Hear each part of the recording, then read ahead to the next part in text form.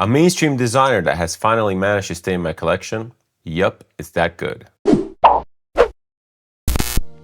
Hello, welcome back to Seldomly Often. I'm Daniel. Today we're talking fragrances, and this is a practical review of Dior Homme Parfum.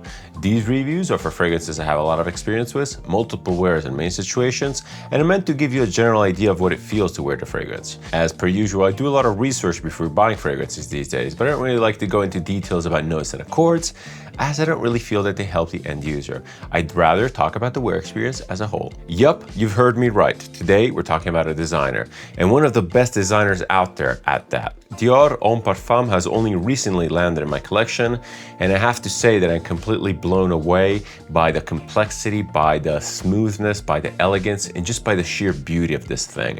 Yes, it took me a while to get this, and as you may know, I'm generally put off by hype, and I wasn't really attracted by the name of the fragrance itself. Fragrances that have a really boring and uncreative name, such as Homme or For Him, or anything along those lines, don't really speak to me. As dumb as it sounds, naming a fragrance to me is a massive part of the design process of a fragrance, of the creation process of a fragrance. And being low effort by naming a fragrance like this really puts me off the purchase right away. And as much as I like Dior as a house, because I do like Dior as a house, especially their more affordable, relatively mainstream fragrances, Dior Homme Parfum specifically really never got on my radar. I was always like, yeah, I know what it smells like. The parfum might be a little bit deeper, a little bit richer, but I never really gave it much thought. Speaking of my relationship with the Dior Homme line, I have smelled pretty much all of them. I smelled the original, not the actual original formula, but the base model. Then I smelled the Intense, I smelled the Sport, I smelled the Cologne. They're all fairly good. No one blew me away really, just because they all had a very mainstream type of smell. It's a little bit too fresh for my taste. It's a little bit too normal in a way.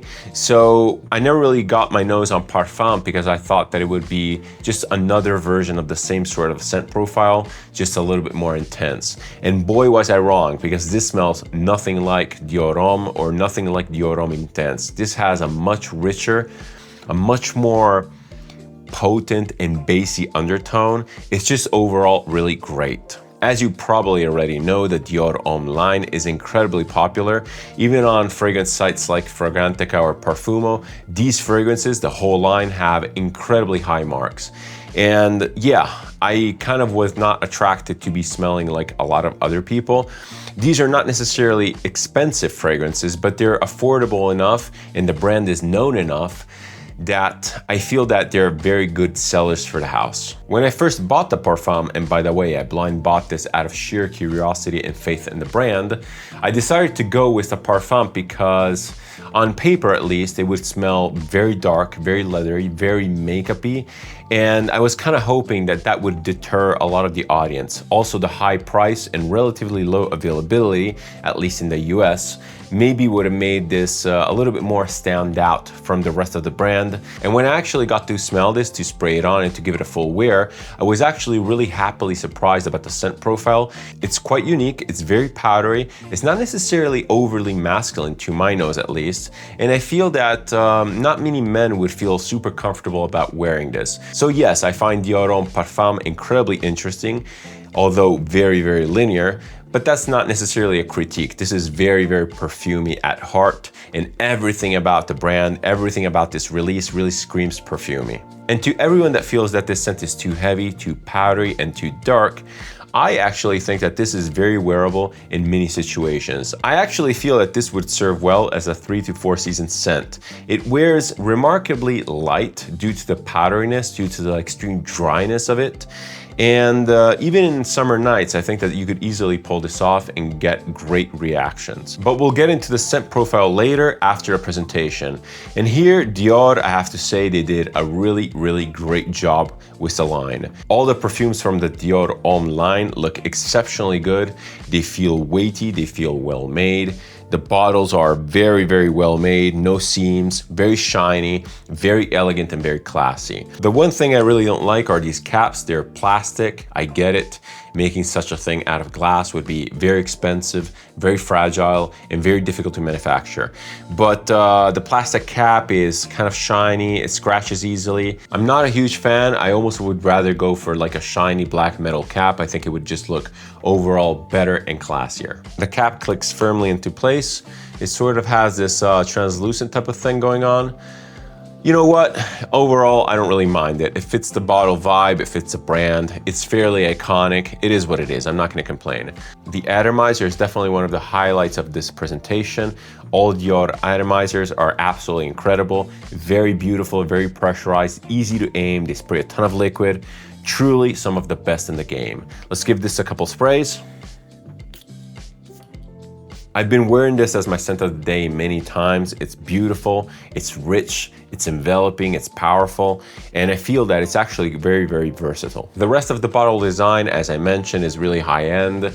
Nothing that you haven't seen. This is a very iconic design. You can walk into any department store and pick up any one from the line. They all pretty much look the same. Another of the iconic features of the fragrance presentation is the black tube that goes down the middle. This is actually not the atomizer straw. It's actually a tube that is meant to hide the straw itself. It's interesting. I wonder why they initially went this route, why they kept going this route. And this is not even that necessary because the atomizer straw itself is actually very, very transparent and high quality, similar to the Louis Vuitton bottles. So yeah, presentation is really good. It's pretty much what you expect. You get what you pay for. It feels high quality. Really no complaints. I want to briefly cover the fact that this fragrance apparently is quite difficult to come by in the US. Can anyone from the US confirm this? Why is that even? In Europe, you can easily buy this from the Christian Dior website. It's fairly priced. I think it's 150 euros. I bought this at the airport duty free, so I paid even less. So yeah, to me, this wasn't difficult at all to get. I found this at discounters, and for whatever reason, it was way more expensive. Maybe it was an earlier batch or something. Speaking of reformulations, this one here is a 100 ml. Apparently the original scent came in the 75 ml bottle, and those seem to have astronomical prices.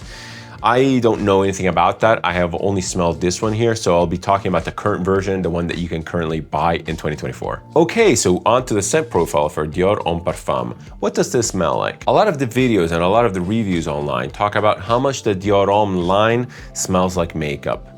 And I really have to intersect here because I don't think that people know what makeup smells like per se. Yes, this is a very irisy forward fragrance. Yes, this is very, very powdery. But to me, it does not resemble lipstick at all. I don't know what people are talking about. This to me smells just like iris, a very powdery, very natural, very elegant iris. It has a little bit of a creamy, waxy facet to it, so maybe that's what they're referring to. But overall, I feel that this is very rooty, very earthy, and very rich. It's an iris that is very purple and very dense. But by all means, this is not a freshly cut iris. There's nothing dewy about it. There's nothing fresh about it. This is almost like a dried flower. It smells powdery, it smells woody in a way. It smells very, very dry. The extreme dustiness and dryness of this fragrance really affects how this sits on skin. And that's actually one of the reasons why I say that this is way more versatile than one would think. Because even in warmer weather, even on a summer evening, the dryness aspect really never makes you feel sweaty and stinky and kind of like grimy. This is very, very clean. It almost feels like baby powder. It's so dusty and powdery forward that I would argue that if you don't like powdery scents, if you don't like iris note, this fragrance is definitely not for you. And even the leather component in here, which we'll get to in a bit, will not save you from the extreme powdery nature of this fragrance.